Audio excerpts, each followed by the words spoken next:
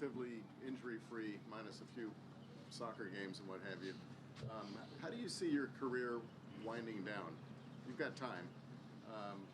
You hit a certain age where you're just not quite as good anymore. How do you come to grips with the fact that when you get to an age, I'll be okay with that. I mean, I'm very happy to move aside for the younger generation to come through. I think I look at other sports. I've had an unbelievable. I turned pro in 2007. Yeah, I'm 18 years into a career. Not a lot of athletes can say they've had an 18-year career. I'm only 35. Like, I'm not. So, like I can acknowledge how lucky golfers are to be able to do what they do for so long compared to other athletes. So whenever I feel like the time is right, I'll have no problem moving aside and letting the next generation to do their thing. how do you think you'll know?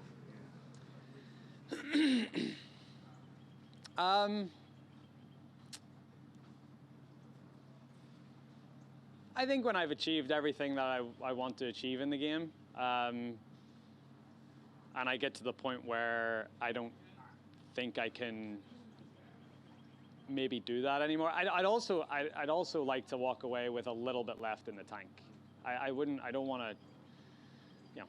to be out there embarrassing myself. So I'd like to walk away maybe a little before I should. Put it that way. There's always one more, but but that's okay. I think if you can come to terms with that and walk away on your own terms, and that's a good thing. If it's still in play like it is now, would you still have the burn to compete in Champions? Sorry, say that was that? If Champions Tour is still kind of what Absolutely it is not. I will not play Champions Tour golf. I've said a lot of absolutes in my yeah. time that I've walked back, but I do not envision playing Champions Tour golf. Something has went terribly wrong if I have to compete at golf at 50.